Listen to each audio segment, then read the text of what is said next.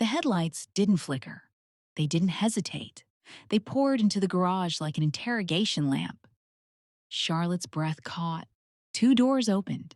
Two men stepped out. Dark suits. No hurry. No raised voices. The kind of calm that only exists when someone knows they are protected. The mechanic stepped slightly in front of her. Not dramatic. Instinctive. "Evening," one of the men said. Polite. Almost friendly. Charlotte felt something cold slide down her spine. This wasn't chaos. This was choreography. One of the men walked slowly along the garage floor, inspecting everything. The lifts, the half-repaired Range Rover, the tool cabinets. He touched nothing. He just looked. "You keep things clean," he observed. The mechanic didn't answer. The second man tilted his head slightly. "You've been busy lately." "I fix cars," the mechanic replied. "That's all." The man smiled faintly. "Of course." And then he pulled out his phone, pressed a button. Outside, an engine roared. Charlotte turned just in time to see it. A black SUV accelerated forward. Not wildly, not recklessly, precisely. It slammed into her car parked outside the garage. Metal screamed, glass shattered, airbags exploded. The sound echoed through the entire street. She gasped. Her body moved before her mind did. She rushed toward the entrance, but the mechanic grabbed her wrist gently. "Wait!" The SUV reversed, paused, engine humming, and then slowly pulled away. No panic, no escape, just completion. The suited man slid his phone back into his pocket. "Accidents," he said calmly, "happen." Charlotte's voice shook. "That was deliberate." He looked at her almost kindly. Deliberate would be worse. Silence. The other man stepped forward slightly. "You're standing in a place that doesn't belong to you." Charlotte felt the insult, not at the garage, at the implication. The mechanic's jaw tightened. "You've made your point?" "Oh," the man replied softly, "we haven't." He nodded toward the office wall. "City compliance officers will be here tomorrow morning." The mechanic's stomach dropped. "And the bank," the second man added, "is reviewing outstanding obligations." Charlotte turned slowly. "You can't do this." The first man studied her carefully. "We already did."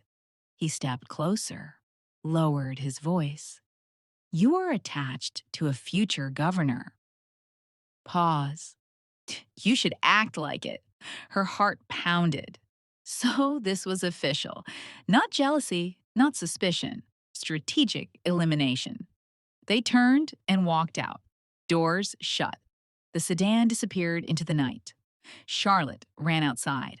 Her car was destroyed, front end crushed inward, steam rising from the hood. Her reflection stared back at her in shattered glass. This was a message. And she understood every word. Behind her, the mechanic spoke quietly. "They're escalating." She turned. "They think I'll stop." He didn't answer, because they both knew. That was the goal. The next morning, the consequences arrived. Two city vehicles parked outside the garage, clipboards, badges, cold expressions. "Routine inspection," one of them said. There was nothing routine about it. They found violations that had never been mentioned before. Small ones, technical ones, enough to suspend operations temporarily.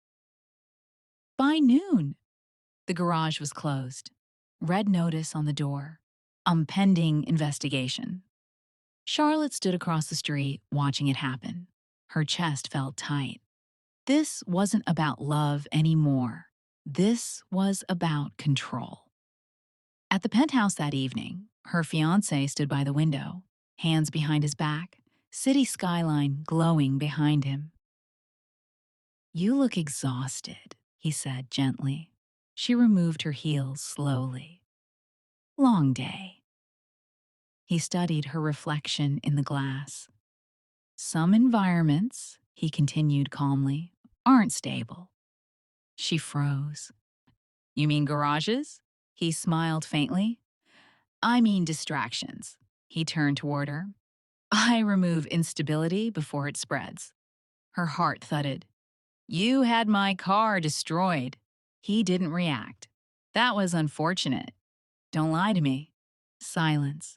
He stepped closer, close enough that she could smell his cologne.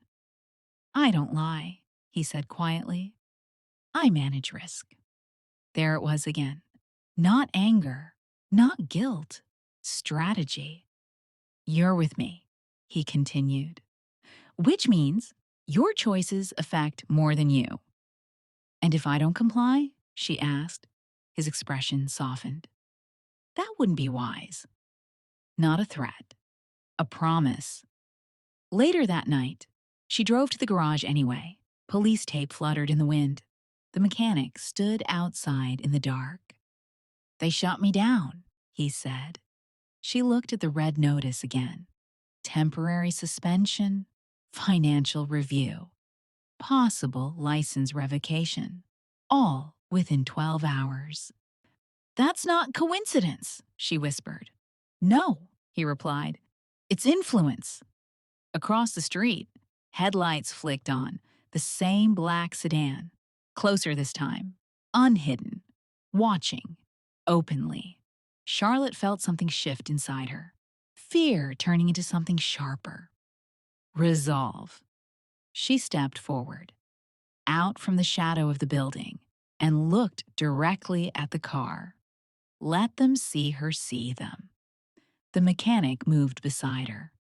"They want you to choose," he said, as she didn't break eye contact with the sedan. "I just did."